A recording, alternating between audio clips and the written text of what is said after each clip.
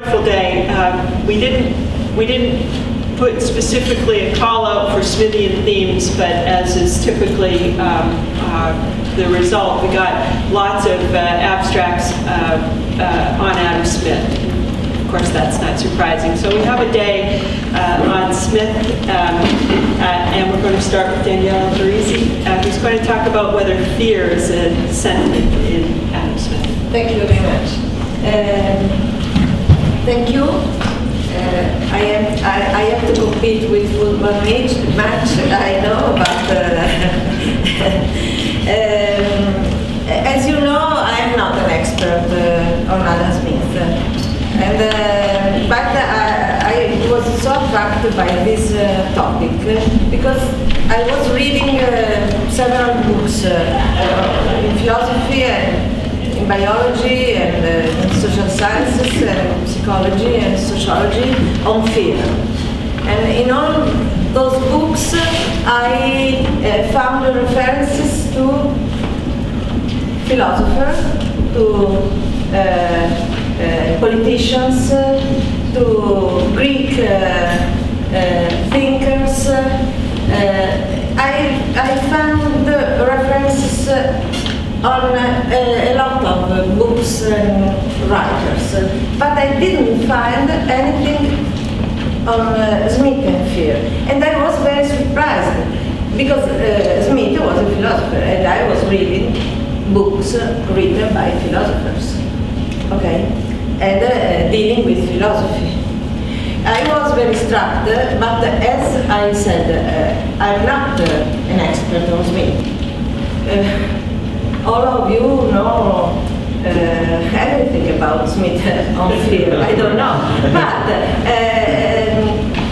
but really it was very interesting looking through Smith's books and finding that every other topics were connected also through fear, not only through fear, this sentiment, but also by this sentiment of fear.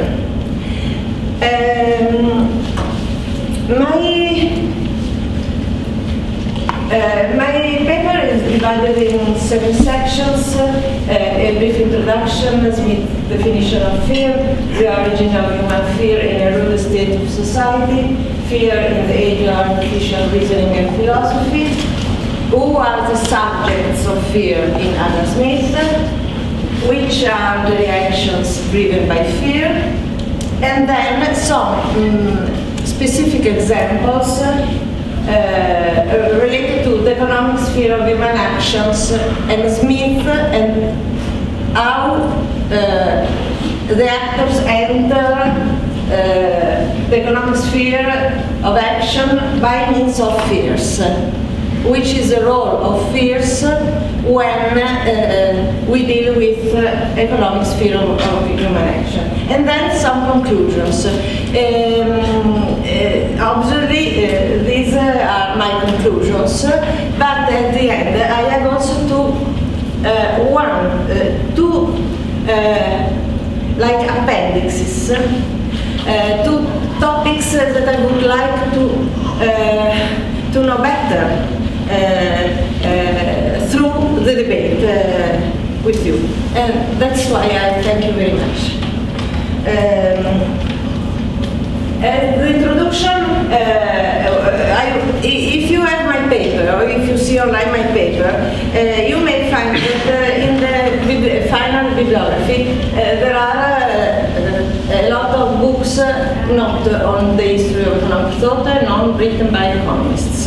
Okay, in these books that are mostly sociological and philosophical books, you find that fears are treated as physical feelings and mental emotions, and are related to, it's not quite correct, this maintaining social order, how to manage to have a governance of fear and deciding what to do about social order with this governance, which relationships there is between the governance and social order and fear.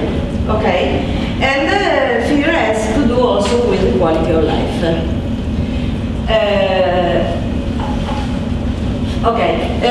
From the books I read on fear, mostly on philosophy of fear, I deducted that fear is omnipresent.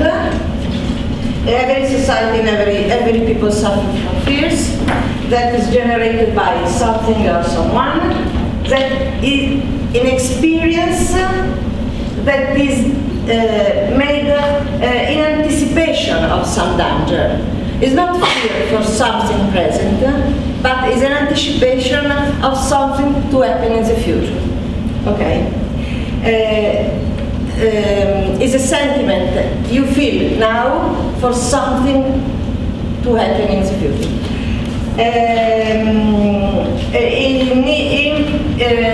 Fear maybe develops reactions to initially neutral stimuli, but this initial neutral stimuli might be governed and not be neutral.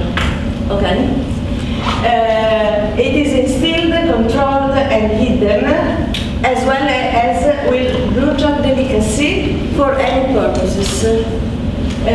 Fears influence human personality and human relationships, and also we know it today, but we thought also in the past fear biological effects on human brain. So it's something special. You have fear, your brain is affected by fear, and you have some relationships, and these relationships affect your brain, and it's as you know.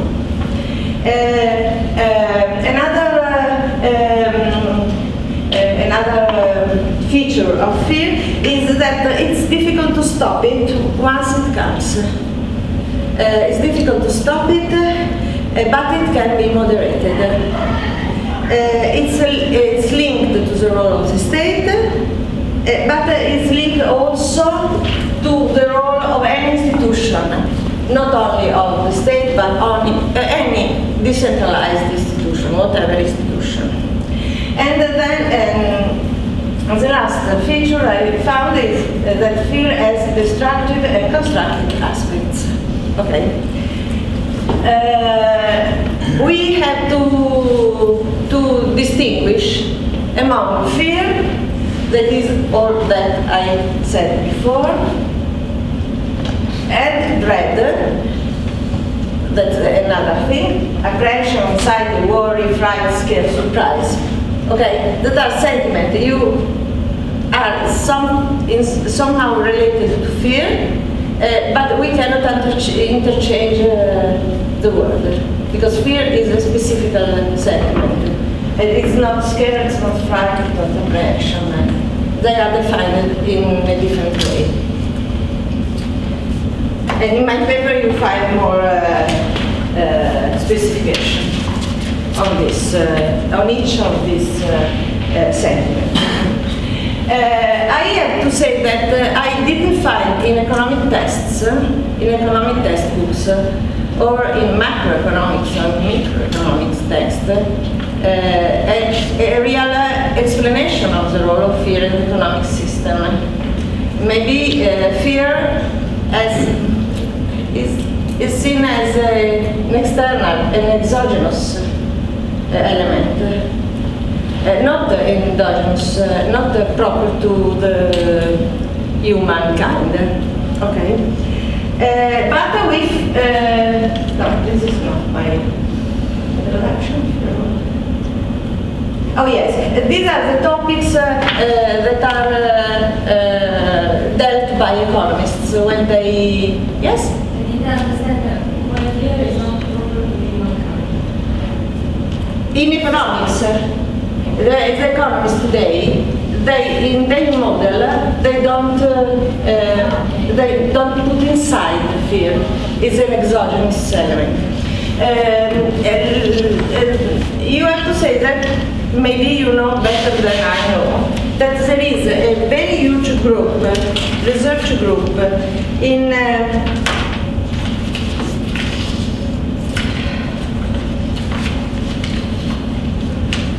excuse me.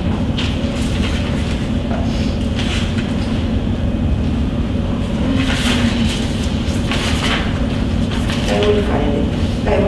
In Minnesota University, I don't remember, there is an enormous group of research on human sentiments, and they have analyzed 357 sentiments, but no fear is in this list. And this is very strange. This is very strange. I remained no words. Yes, because it's 357, but not fear. And this is why I thought that maybe you want to avoid treating of fear, or you want to hidden fear. I don't know. Maybe looking through this research, I would understand better why fear is not inside in this list. Okay, but economists who treated with fear in their works, they treat mostly on the role of fear of sanctions, of the global dimension of fears, we know, of the individual dimension of fears, of fear as conductive of better condition, links between, this is very important, links between level of income and fear. And this is very important for us because Evelyn Forget, I don't know every time how to pronounce his name. Forget, yes, right. Evelyn Forget gave here a paper 2 years ago, last year, I remember, and she published in an Italian periodical an article on this last point that is, in my opinion, very important, a very economic, an endogenous way to conceive fear. The link between level of income and fear. Okay.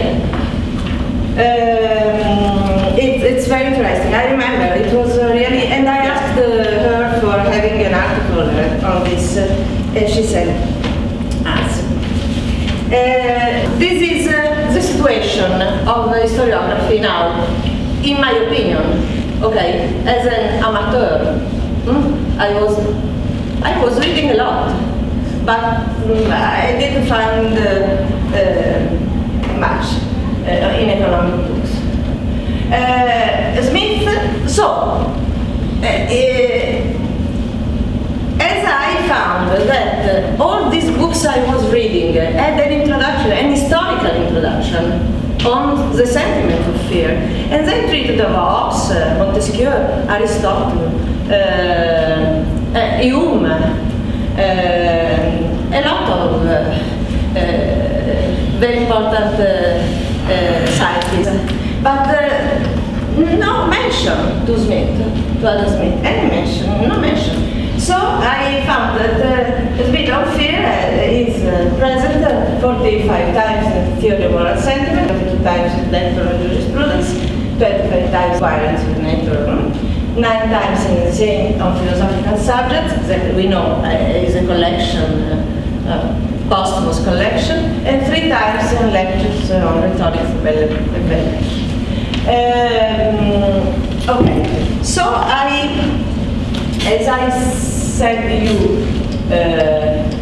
before, I will give you now the definition, Smith's definition of fear, and then how he treated fear. Smith defines fear as the great tormentor of human breast in theory of moral sentiments, as a natural passion, and together with anger and some other passion constitutes the first class of passions that gives occasion to other passion. a passion derived altogether from the imagination. The fear is a passion derived altogether from the imagination. We represents not we really feel, but what we may hereafter possibly suffer. This is an Aristotelian definition, because in Ethica Nicomacheia, Aristotle defines fear as expectation of evil, and make a list of the kind of evils. And then there is a beautiful piece on theory of moral sentiment, on fear and its natural musicality. The link between music that imitates fear by its modulation and its notes, and it inspires us with fear. Music that imitates fear is not so much fear. And then the last feature of fear is that only infants possess an antidote against fear, due to the fact that they feel only the uneasiness of the present instant, and with regard to the future, they are perfectly secure, and they are in a state of thoughtlessness. Neither reason nor philosophy can do anything to attempt to defend us from this natural torment. This is the definition I found in the words. And you see that is something that I have to underline, that,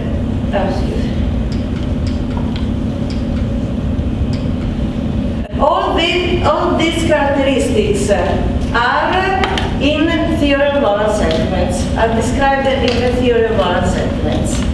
Okay? When does fear start?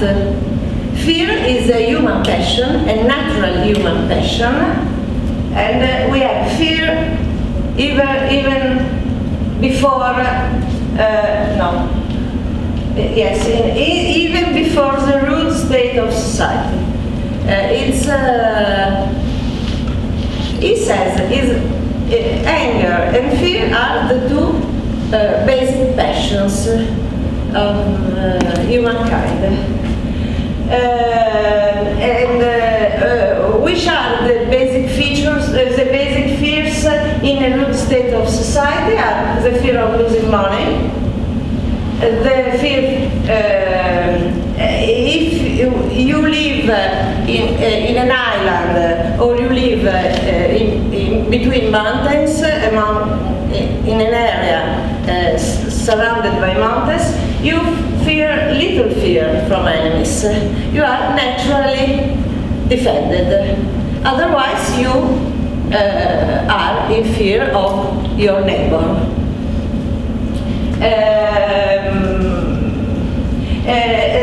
Sometimes, in the rude state of society, people think that the facts, the future facts related with the fear that I have today, that I feel today, are the responsible of all this are the divinities. Okay, and it is a way to fear of something worse in the future, outside the boundaries of human interests, because you say the divinities are responsible for this, and we cannot do anything. Okay, and this is also a feature in civilized society.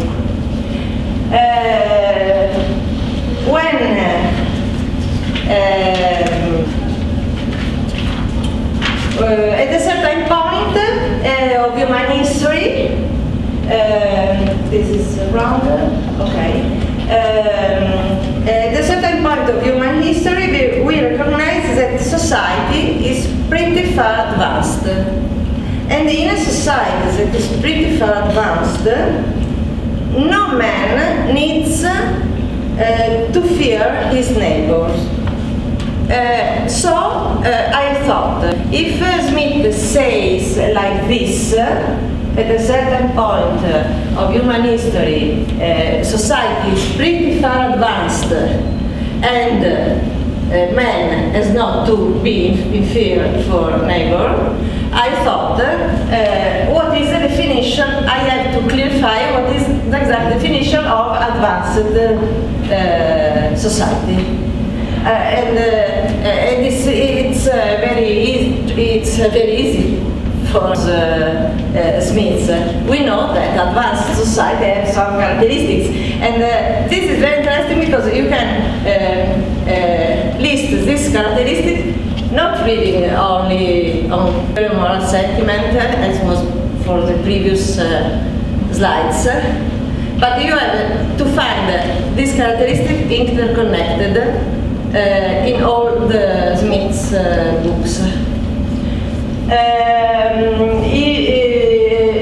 When society is advanced, when there is a degree of self-command acquired through the great school of learning that make every person more and more master of itself and begins to exercise over its own feelings as a discipline. And then there is a pretty far advanced society when men come to be governed by written laws, when there is a jurisdictional system of a certain extent, and when there are entirely binding contracts that are written also with some solemnity to make the great impression on the mind of the contractors, like blood exchange, something like this. And finally, but not finally, last but not least, when division of labor takes place. There is an advanced society. And this is, I've never read before this pages of lecture of jurisprudence. It's my ignorance. To contrast the fundamental features of the advanced society to one vivid example of the society of fear, Smith refers to the society of the Serraglio, where everything is affected by fear and jealousy, where there is a man and a lot of women, and the relationship between these women and of each of them with this man is a relation affected by fear and jealousy, and even of the imaginations, that is to say, of bad things to happen in the future. And everything is under the most despotic and arbitrary government. And he said explicitly, he made reference to this. There are 2 pages on this life, on the life as is managed in a Serraglio, 2 or 3 pages. More, 389, 394, 5 pages.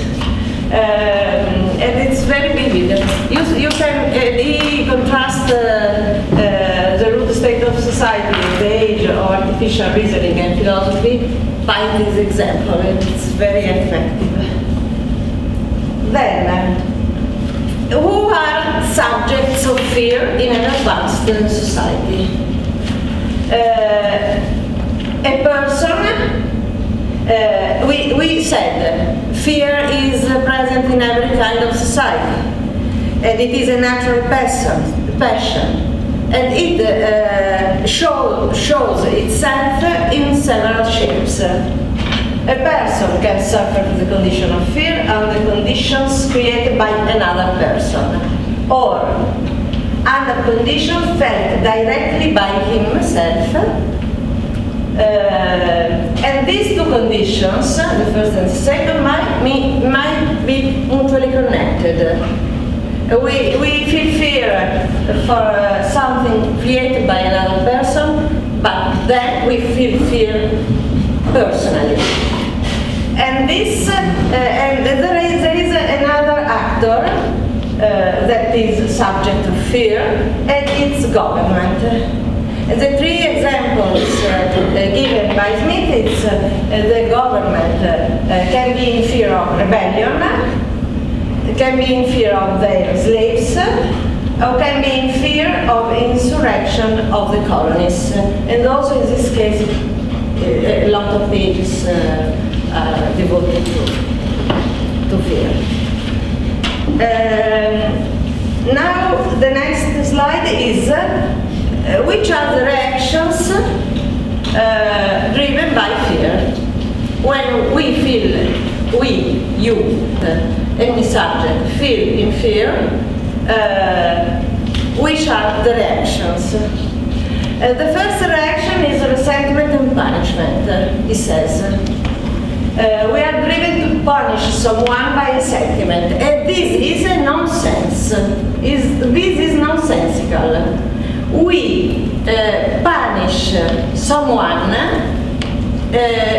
due to a sentiment we feel, not due to a fact. And this is, Smith says, impertinent, nonsensical, because you have to punish on the basis of concrete facts, of proofs, not of sentiments. Okay. But we imagine ourselves in the situation of a sufferer, and we may also sympathize when we feel someone in fear, and we maybe we decide to fly in his assistance immediately, without thinking, without reasoning, as an instinct. We fly in his assistance. But one of the most, I didn't know this, fear is contagious. I didn't know that Smith treats with this aspect. Fear is contagious, and this is important, is contagious, but everyone has a different reaction to this common sentiment of fear. Maybe one may react with resentment and punishment. Might be another one might react sympathizing. The other escaping. Okay, and so there is this common sentiment of fear, but everyone has his own answer to this sentiment of fear. And this is a way to connect people. Fear connects people, but everyone has a different answer. So it's a connecting net, but based on individual response, on individual responsibility, self-commitment, self-approbation, all this sentiment described, analyzed by Smith. And finally he said that, yes, we react even judging. And doing this, we have to use two different tribunals, the external tribunal, the social tribunal, and the highest inner tribunal that is related with the spectator, the impartial spectator. And we have to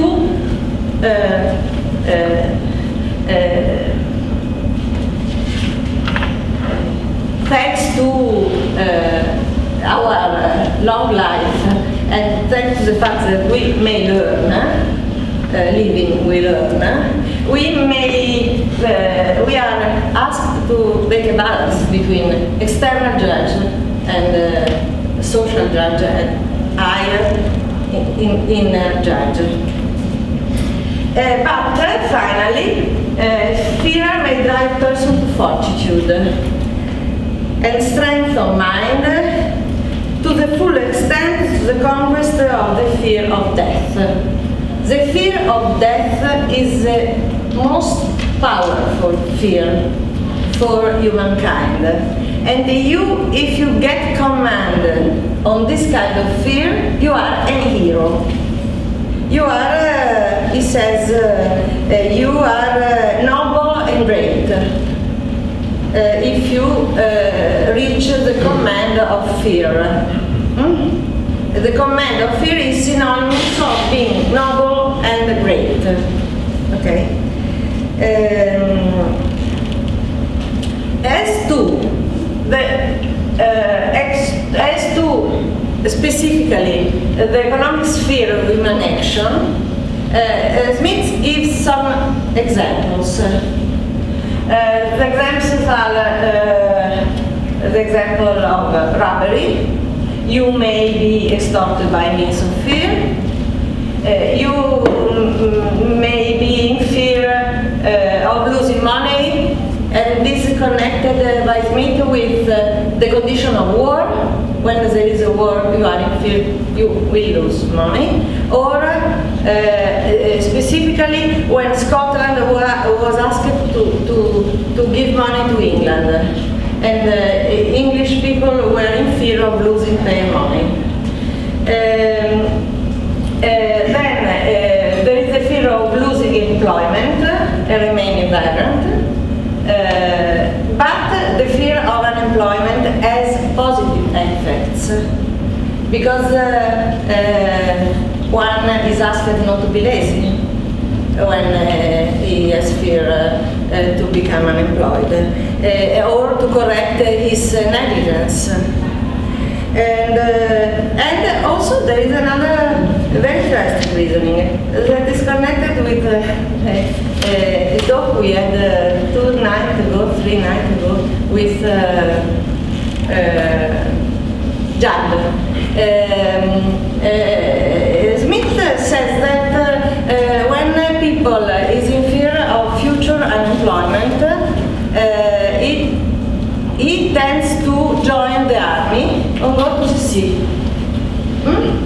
Do you remember? There were also you when we talked about this. And because I had in Pittsburgh a lot of students in my class that were coming back from Afghanistan because they were not able to pay the fees for the university, and this was the way to pay the fees, to have paid the fees by the government.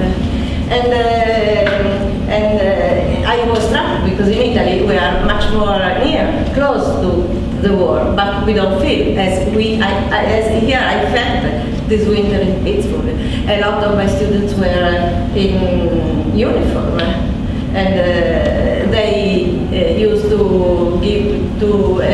awake at 5 in the morning to have their duty as militaries. And Smith says that this kind of choice is a short-sight choice, because one has to have hope. He used the term hope, and to enter the liberal professions. To have a hope in the future, when you are in fear for something bad happening in the future, you have to cultivate hope, and not to join the army or going to the sea. But you have to study and think of a better solution. So fear could even be productive of positive effects. Smith refers also of the fear of the farmers when they taille, I don't know, is a French name of tax. Taille, I don't know in English how it's pronounced, is too high.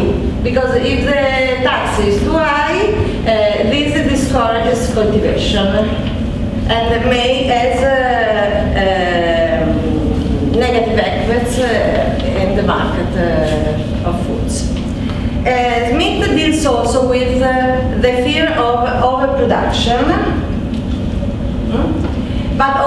overproduction may drive to positive action because you may ask for free trade to balance overproduction. And then there is the most important, I think, that is related to the behavior of burgers. There are, these pages are very vivid, are 1 or 2 pages. The behavior of the burgers drive fears in the society, because everyone has envy and indignation towards burgers. Burgers, they don't need to be protected by the king, they don't need to be protected by anyone. And Smith says exactly, quite like this, that there was a lack of legitimacy of burgers in English society. And it seems like the wealth of nation was a manifest for asking this legitimacy for burgers. Okay, and it's very interesting, this page, because it's something like a manifesto, as if the wealth of nation was a book to ask legitimization for the burgers, and this in this page is clear that is like this. I don't know if it is like this, but I think might be.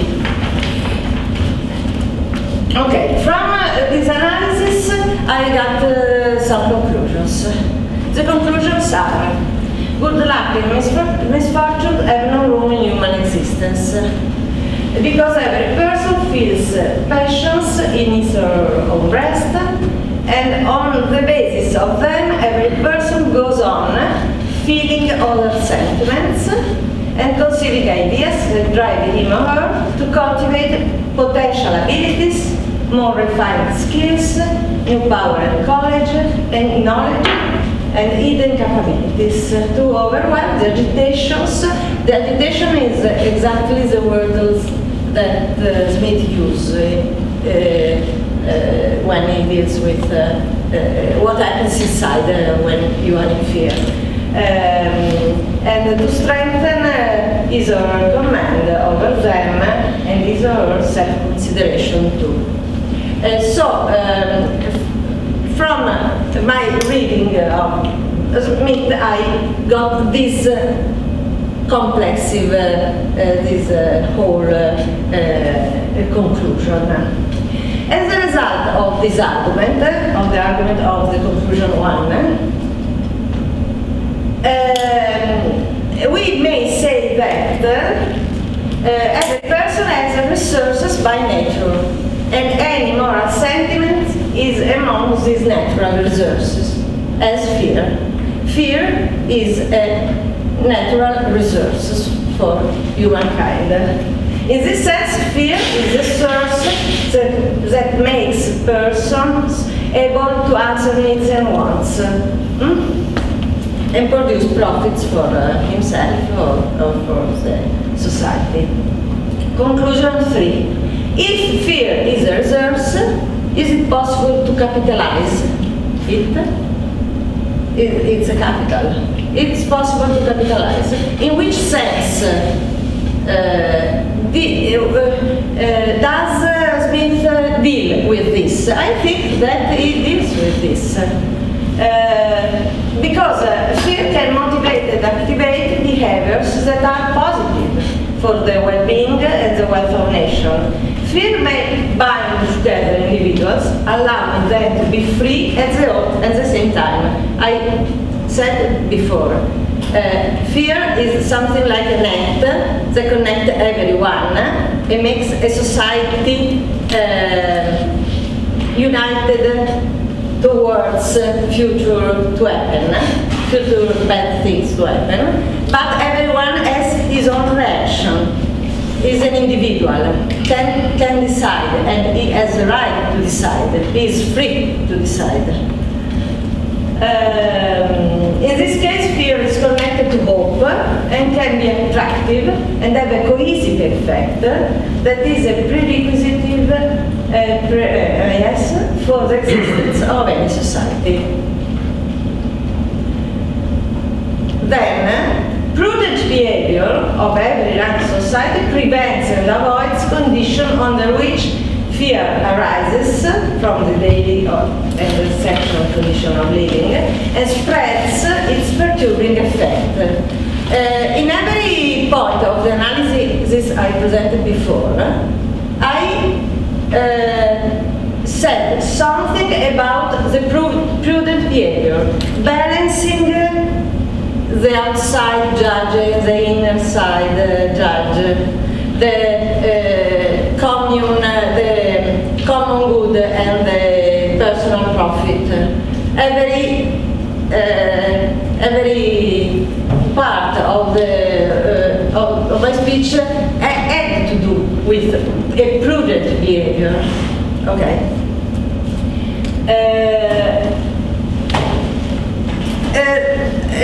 There is this point that is characteristics of Smith. It didn't hide. It does not hide the existence of fear and its effects. And this is very important. It didn't hide fear, but on the contrary, he underlined the positive effect of fears. Besides the negative effects, we know fear might have negative effects, but we have to know that fear can be conducive of positive effects, and fear may be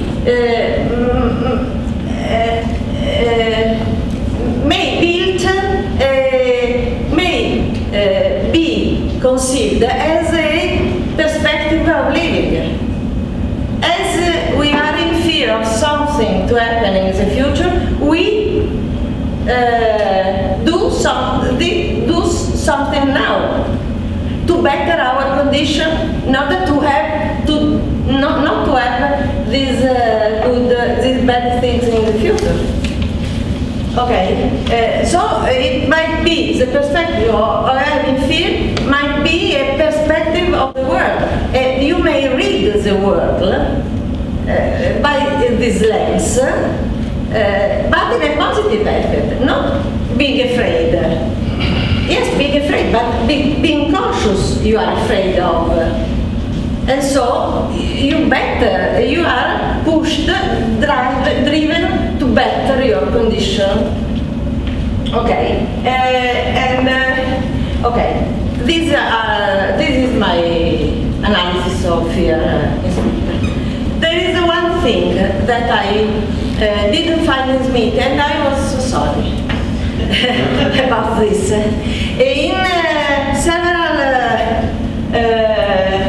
In several occasions in the books of Smith, you find something on China. You have a lot of economic discourse on China in the Western nations, but not only in the Western nations. And it is so strange, we don't have anything about Confucianism. And Confucianism was in the 18th century in Europe, was very attractive. And I didn't find any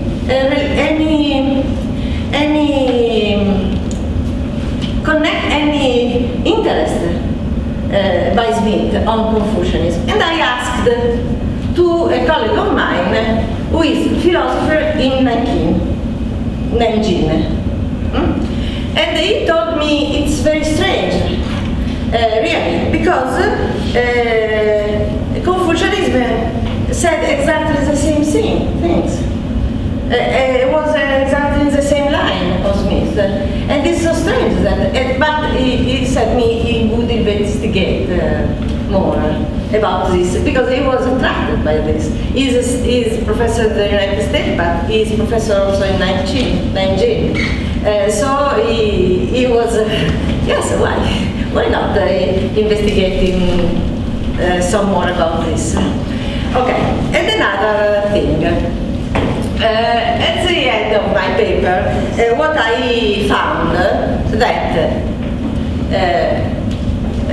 I found a conclusion that is common.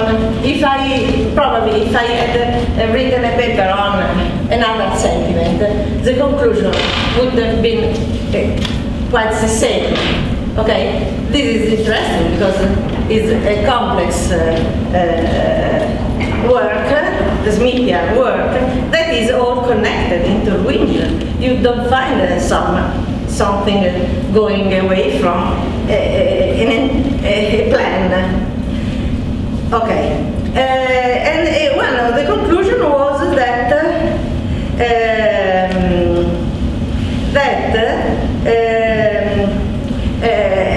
fear is ambivalent. Yes, as I said, is ambivalent. You are scared, you are in fear of, and you can be paralyzed. But you may also be driven to do heroical things to better the situation, your situation, common situation. And yes, I have not finished. And I was struck by the fact that 20 years after, two books, two novels were written in 1816, were published, either Dracula, either Frankenstein. There are the two faces of fear. The one is the fear in Frankenstein lies in the protagonist. Okay, so the protagonist encourages the reader to reflect on a number of important problems. On the other side, Stoker's Dracula want to scare his readers. It's a complementary. You want to scare and be conducive of better condition, of active action, and are two different complementary sides of what is feeling fear. Okay, that's all.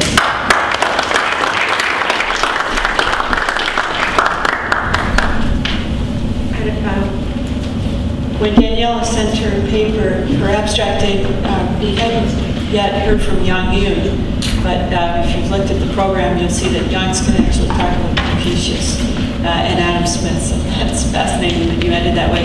Are there questions and comments?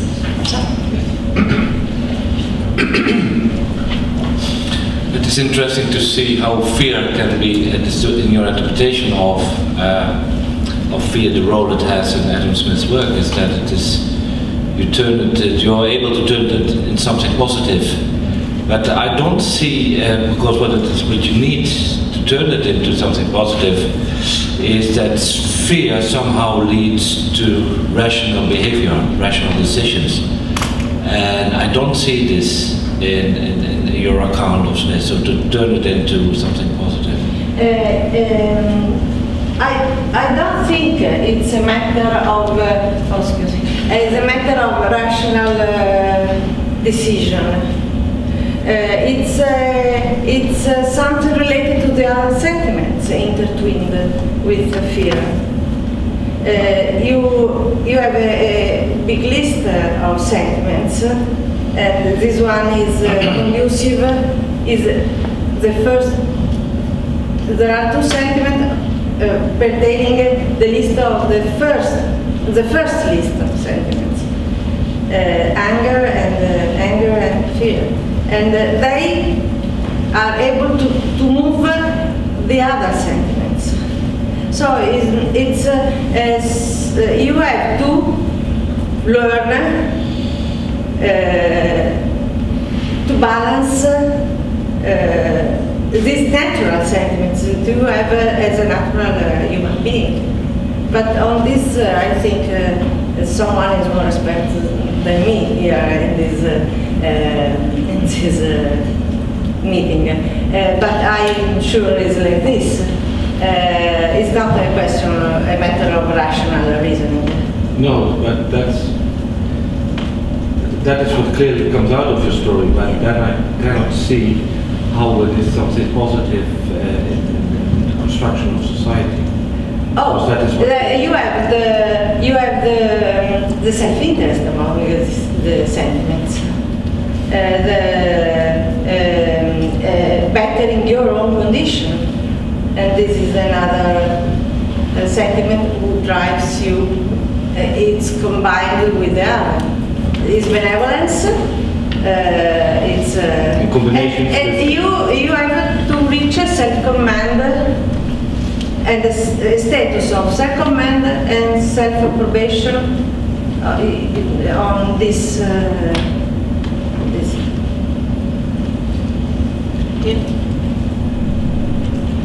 Oh, I think this is a very helpful paper. Let's see if we can answer the questions. They're very good questions Marcel asked.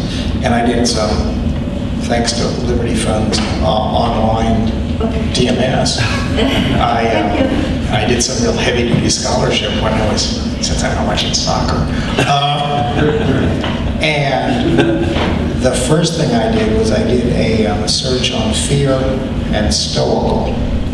And fear stoical. For odd reasons, fear stoic doesn't get you anything, but fear stoical does. And then I did stoical on maxims, and we'll talk about that in a second. And I think the short version of the question is that Smith describes a process by which we turn our fear, a process through which we turn our natural fear of death to fear of shameful death. And so the socialization process comes in when you make that sort of move. And this is, I sort of think where Stoicism, Stoicism comes in is because it is the doctrine of contempt of life and death. And I think one of the, it is the passage that Sadie and I quoted in the Adam Smith Review paper a couple years ago. I'm sorry, the second one is that. The first one is, and this is in the online stuff, is 3:1:86. And the role of approbation. The man who had been created without the natural fear of death could claim no merit from preserving his coolness and presence of mind in the midst of the most dreadful dangers. It was one of the extravagances of Seneca that the stoical wise man was in this respect superior even to God, that the security of God was altogether the benefit of his nature which exempted him from suffering, but the security of the wise man was his own benefit and derived altogether from himself and from his exertions. And so that the sort of the overcoming the fear of death, and then he's got them. This is the passage that she and I quoted, which will take a moment to come up. Here we go.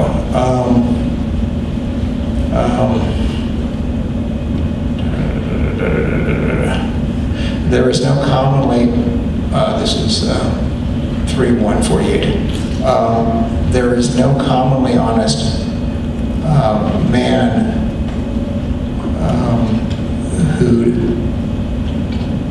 and then quoting down, who does not inwardly feel the truth of that great stoical maxim, that for one man to deprive another unjustly of anything or unjustly to promote his own advantage, the loss of advantage of another is more contrary to nature than death, than poverty, than pain, than all the misfortunes which can affect him, either in his body or his external circumstances. So I think that the construction exercise in Smith is to move from our natural fear of death to a natural fear of shameful death. And I think that's really important.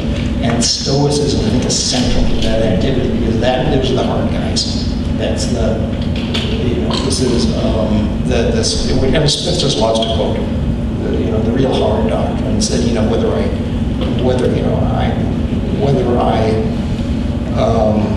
I'm obligated to sail, I'm not obligated to live.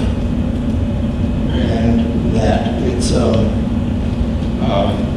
so it's that attitude, which actually Schindler quotes, although he mangles up. That is can we have a capitalism without some sort of stoicism, which is actually what Schindler has to. Yes, I think I thank you very much for this, because maybe building up the paper, starting from the fear of death to the shame of death, you can fit in the paper everything, but in a more Smithian way, more faithful, using Smith in the correct way. Yes.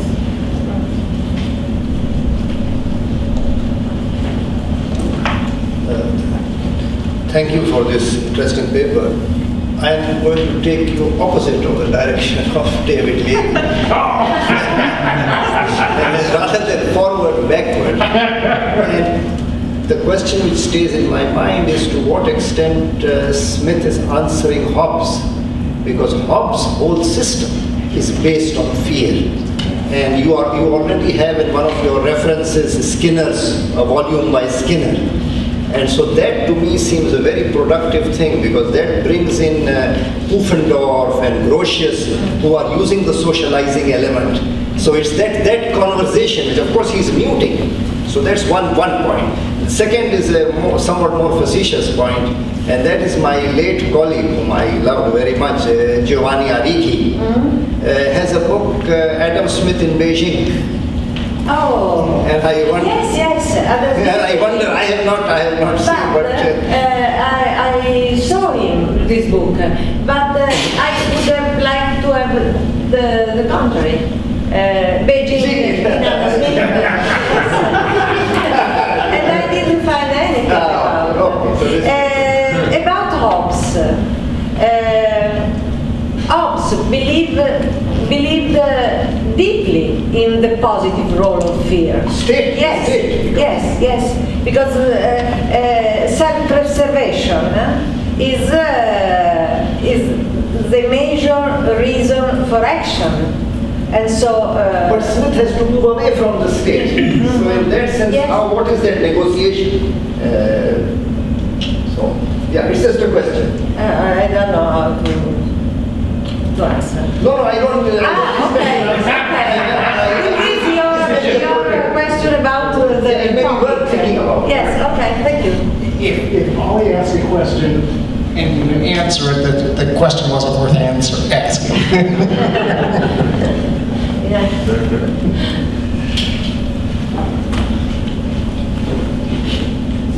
Thank you very much. I have two brief questions. The first one is, I was thinking you're starting your presentation by asking where is fear in today's economics. Yes.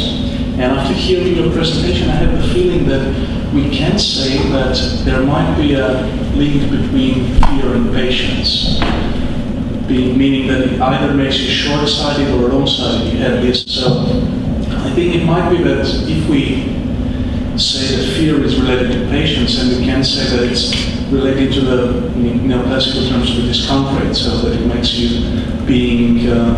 preferring today's consumption to tomorrow's consumption. So it might be that it influences basically your saving decision. That was what I thought. How we implicitly can find it in today's economics, although it's certainly not explicitly there.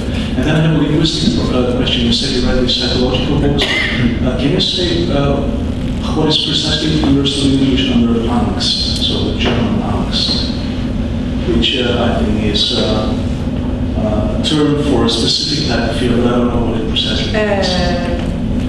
May you spell hank? Hank is a word. Angst. Angst. Maybe it's No, it means fear, Exactly. but I've heard that it's... There is no English translation. Oh, The English use this tool. Yes, precisely, but- The German. But what does it mean with respect to fear? Yes, that's what it... Tell us. No, no. Please, write me an email and I will ask to German language, Anglo-German language. You can also ask the Dutch, because we have the same word angst, and that means the same as fear, so that's not Can I forward with this? So yes, as Marco said, you have the same problem in Dutch as and I always, angst would be being scared of. Yeah, that's different, but then you also have anxious, and it's always, in my experience, it always depends on the context which word you should use for the translation. So it's not very helpful, but this is to underscore that. I looked in the Oxford Encyclopedia for the different meaning of these words. And the anxious, anxiety are related to something happening now. Yeah, no, this is not to question your papers, just to underscore that this is... No, it's interesting. Complicated. Because translating words from a common root, having some words from a common origin, you have also maybe different meanings of the same words. When I think of angst, I think of existential angst and Woody Allen. And then remember those great lines from Adam Smith about whining and melancholy moralists. I was very struck by sentences I found in Smith and exactly the same in Hume. And it was when Smith said that we don't sympathize with goat and ache of another person, goat. The same two examples are also in Hume. But we sympathize with his fear of having in the future goat and ache. Okay. I have one question of clarification, not knowing too much of Adam Smith. I always thought that he makes a distinction between sentiments and passions, and you seem to be, using them interchangeably. It was one of my big problems, because dealing with fear, you find sometimes sentiment and sometimes passion. And I said, this maybe is one of my the biggest problem I had writing, reading the words by Smith and writing the paper, because sometimes he used one and sometimes he used the other. But could this be a reason that it's not listed by the maybe someone is more expert than I am. I remained with this problem after writing the paper. And my hope was that someone... Yes. I'm sorry. I have only two follow-ups. The first one is it was not only Hobbes but also in the 20th century many scholars which were very motivated or inspired by the individual fear they had. And it was, Henry Simons is a very good example. He acted as if the end was he acted as if the end of the world was at hand. That was the quote I used by Aaron Director, his pupil, or even Hayek or Aldous Huxley. So therefore, I think this is a very essential key topic which we should have in mind when we talk about exactly this issue. And then the other comment I wanted to make is that I think that the concept of fear in Adam Smith is much more far-reaching than the concept of animal spirit we are discussing right now in economics. Because here, the solution comes at hand. So, which would be that, as you said, the proven behavior, that could basically solve this problem, the proven behavior of every angle of society. I didn't copy this quotation. And then, of course, the prudent design of institutional frameworks that can be expected to reduce the fear or reduce the networks of fear. So therefore, and the best examples are the foreign exchange markets. The best example is this de facto Bretton Woods II system that has been discussed for the last 5 years in monetary economics. So I think this piece is very, very good and very potential to basically overtake and it could be in a certain place. Thank you. So thank you.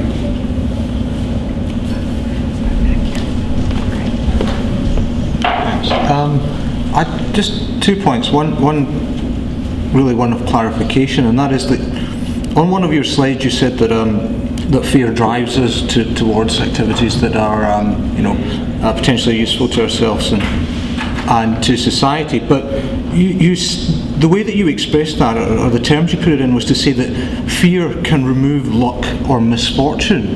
And I thought that was a rather odd way of putting it, and I just wondered whether you could say a little bit more about how you felt that fear can remove luck and misfortune.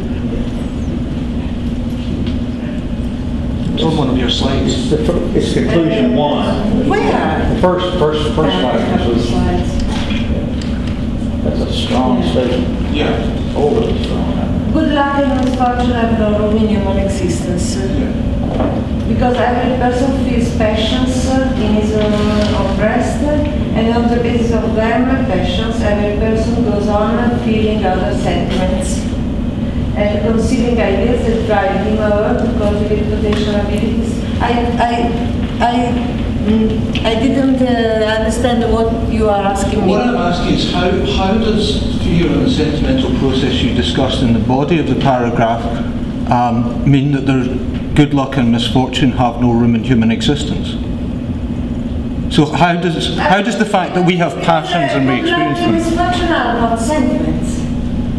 I was dealing with Smith, dealing with sentiments, and fear is a sentiment. Okay. So, if you are able to manage, to learn how to manage your sentiments, it's not important in your life. Good luck or misfortunes. Good luck and misfortunes are something which is you see not to see the real passions you are involved in. Okay.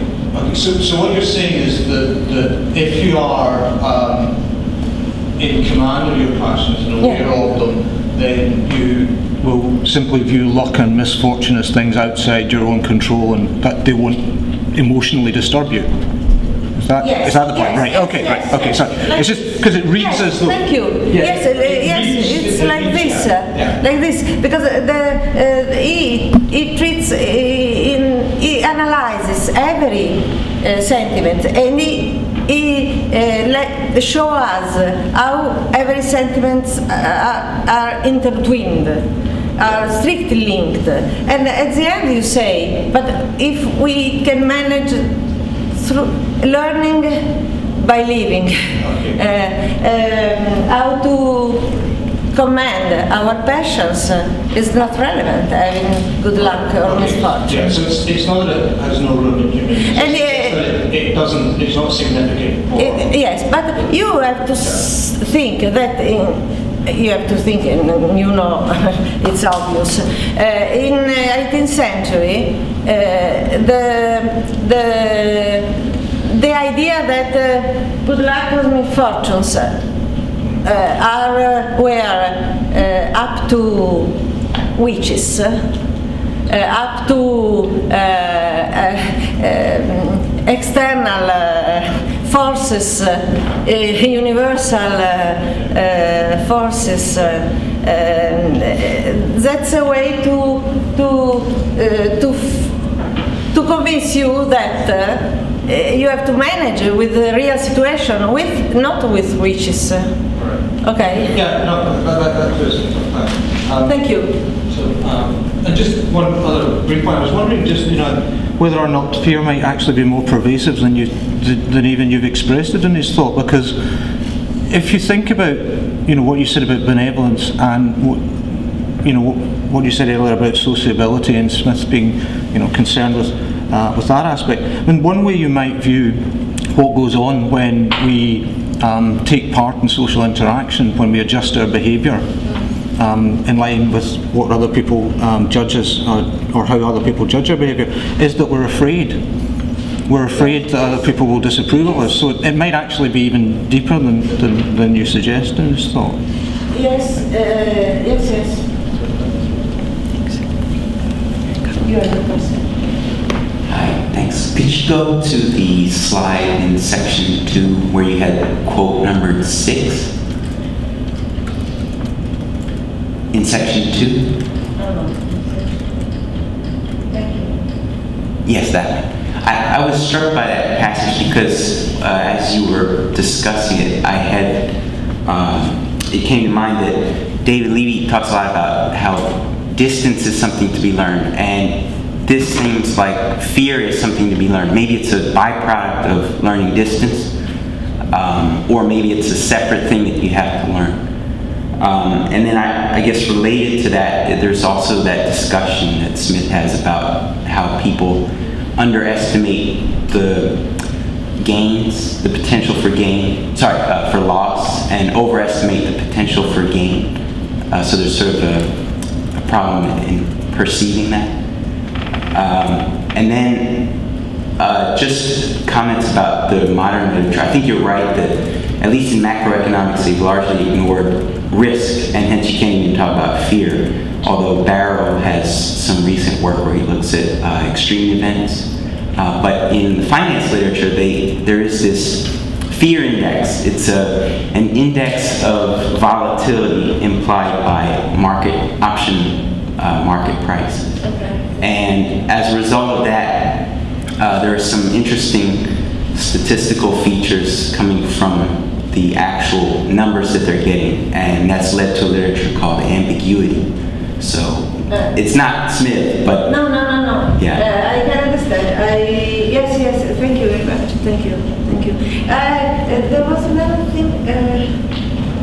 I was impressed because Hume, when he treats fear, he treats of probability, very extensively on probability, and we don't find. I found only one.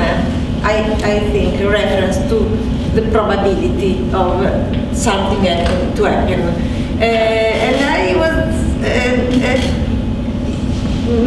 You have something? And I've never read these pages of Hume, and they are really very interesting on the probability linked to fear and the future. When you said about finance, I immediately thought of this. I wonder if you could classify fears in Smith into warranted or justified versus unwarranted or unjustified fears.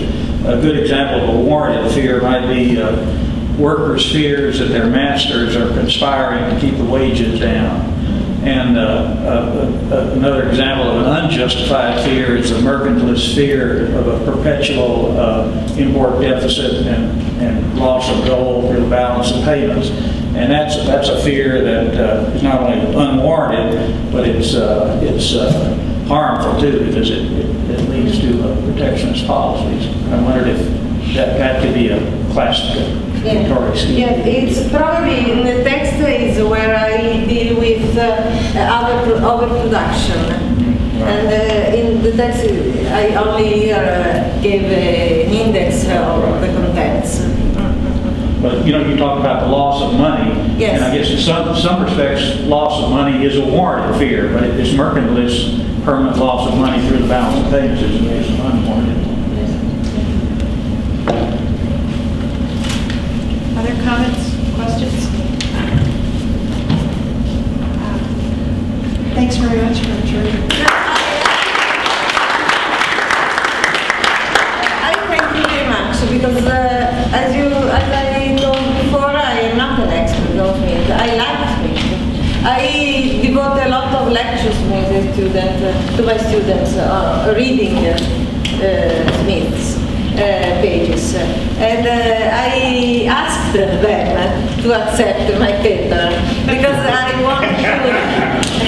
No, And she split this a couple hundred, you know. And he told me, hello! Just one quick comment about distance.